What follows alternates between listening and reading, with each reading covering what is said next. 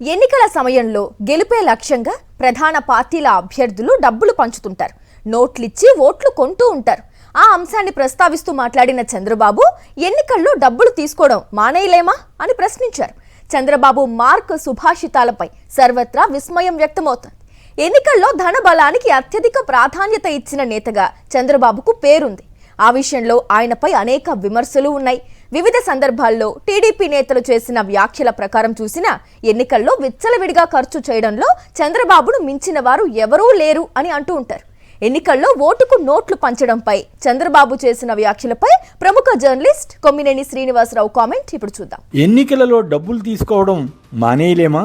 ఇది ఏపీ ముఖ్యమంత్రి చంద్రబాబు నాయుడుకు వచ్చిన ఒక పెద్ద సందేహం. కొందరు మహిళలతో ప్రత్యేకంగా సమావేశమైన సందర్భంలో ఆయన ఈ ప్రశ్న వేశారు. నిజానికి చంద్రబాబు ప్రశ్న వేసుకోవాల్సింది తనకే కదా అని ఎవరికైనా డౌట్ రావచ్చు. అసలు చంద్రబాబు చెప్పవలసిన మాట ఏమిటి? ఇకపై వచ్చే స్థానిక సంస్థల ఎన్నికలతో సహా ఏ ఎన్నికలోనూ తాము పార్టీ పరంగా ఓటర్లకు డబ్బు పంచబోమని, అలాగే ఏ పార్టీని పంచనివ్వబోమని కదా. నిజంగా ఆ మాట అని ఉంటే ఆయనకు మంచి పేరు వచ్చేది. ఇంతకాలం జరిగిన విషయాల సంగతి ఎలా ఉన్నా ఇకపై ఎన్నికల్లో డబ్బు ప్రభావం తగ్గించడానికి చంద్రబాబు ఇప్పటికైనా పూనుకోవడం మంచి పరిణామం కదా అని అంతా అనుకునేవారు. వాస్తవంగా అలా జరుగుతుందా లేదా అన్నది పక్కన పెడితే కనీసం మాట వరుసకైనా అన్నారులే అని భావించవచ్చు. ఇప్పుడు ఆ మాట చెప్పకపోవడంతో ఆయన చిత్తశుద్ధినే శంకించే పరిస్థితి ఏర్పడుతుంది కదా.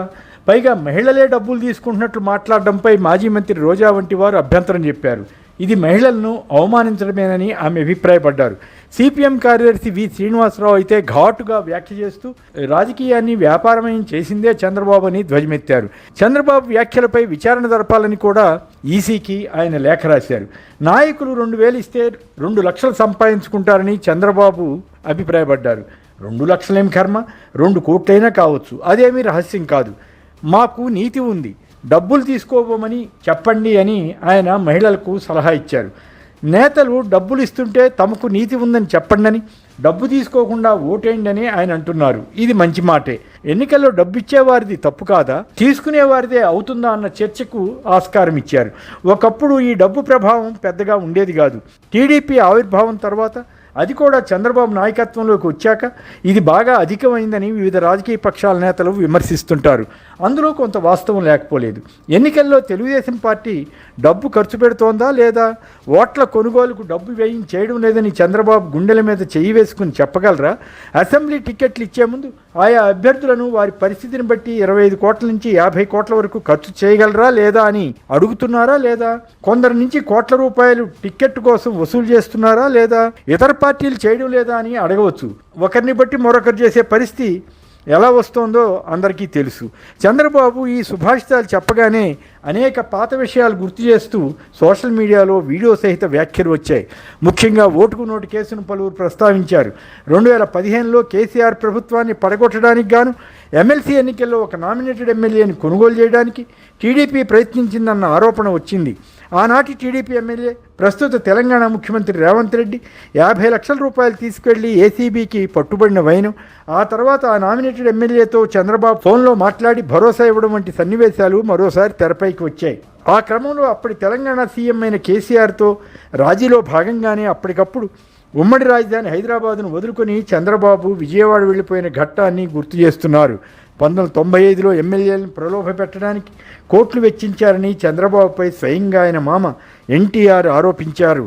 ఆ రోజుల్లో అత్తిలి నియోజకవర్గానికి ఉప ఎన్నిక జరిగితే ఓటుకు 500 రూపాయల చొప్పున టీడీపీ పక్షాన పంచామని కేంద్ర మాజీ మంత్రి వేణుగోపాలాచారి ఒక టీవీ షోలో ఓపెన్గానే కొన్నేళ్ల క్రితం చెప్పారు. అప్పటి నుంచి ఓటు రేటు పెరుగుతూ 2,000కు చేరుకుందని అంటారు. ఇక 23 మంది వైసీపీ ఎమ్మెల్యేలను ఎలా కొనుగోలు చేసింది అందరికీ తెలుసు.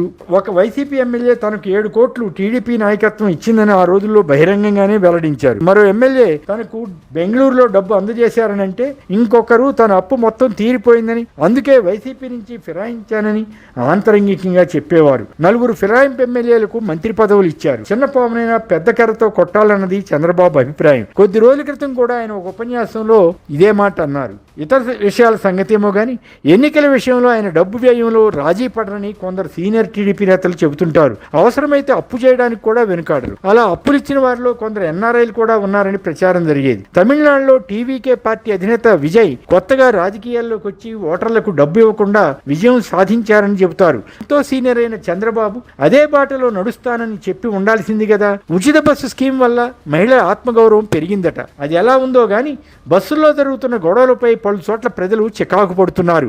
ఒకప్పుడు ఏది ఉచితం కాదని చెప్పిన చంద్రబాబు తాను ఉచిత బస్సు వంటి స్కీములను అమలు చేస్తే మాత్రం గొప్ప సంగతి అని చెప్పుకుంటారు. అది ఆయన ప్రత్యేకత. ఈ సందర్భంలో ఒక మహిళ తాను ఫ్రీ బస్సు ఉందని హైదరాబాద్ నుంచి విశాఖకు వచ్చి సాఫ్ట్వేర్ ఉద్యోగం చేస్తున్నానని, విజయనగరం నుంచి రోజు ఉచిత ప్రయాణం వల్ల 3,500 రూపాయలు సేవ్ అవుతున్నాయని అన్నారు. తీరా చూస్తే ఆమె ఏదో చీరల వ్యాపారం చేస్తున్నారని, రీల్స్ చేస్తుంటారని సోషల్ మీడియాలో వెలుగులోకి రావడంతో ఈ ఉదంతం నవ్వుల పాలైనట్లయింది. అంతేగాక హైదరాబాద్ లో కూడా మహిళలకు ఉచిత బస్సు సదుపాయం ఉన్న సంగతి తెలిసిందే. మహిళలకు ఇచ్చిన ఇతర హామీల గురించి చంద్రబాబు ప్రస్తావించకుండా జాగ్రత్త పడుతుంటారు. ప్రతి మహిళకు నెలకు 1,500 రూపాయలు ఇస్తానన్న ఆడబిడ్డ నిధి గురించి మాట్లాడరు. ప్రతి కుటుంబంలో ఎంతమంది ఉంటే అంతమందికి డబ్బు ఇస్తామని వేలంపాట మాదిరి ఎన్నికల ప్రచారంలో చెప్పేవారు. దాని గురించి ఏమనుకుంటున్నారని ఈ మహిళలను చంద్రబాబు అడగలేదు.